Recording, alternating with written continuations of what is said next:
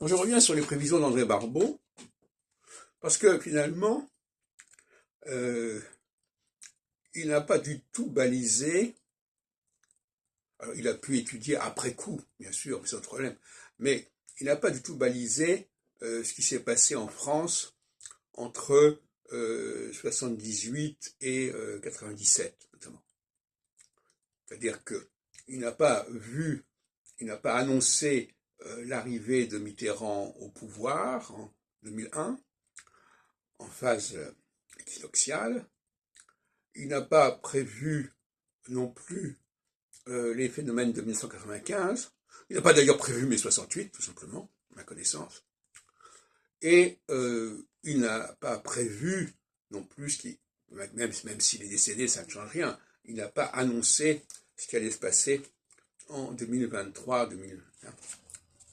En revanche, il s'est intéressé, il avait pointé les années 81-82 comme ceux d'une troisième guerre mondiale sur la base d'un indice cyclique tout à fait débile.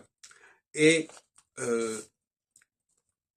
ça ne correspond à rien, sinon, effectivement, à l'arrivée de la gauche au pouvoir en France et aussi le fameux revirement de 83 avec l'arrivée de Laurent Fabius comme Premier ministre. Et de ce côté-là, je dirais que le fait que Fabius soit d'origine juive n'est pas du tout indifférent, parce qu'en phase équinoxiale, les Juifs sont amenés à être, à s'affirmer et instinctivement à être mis en avant par la population.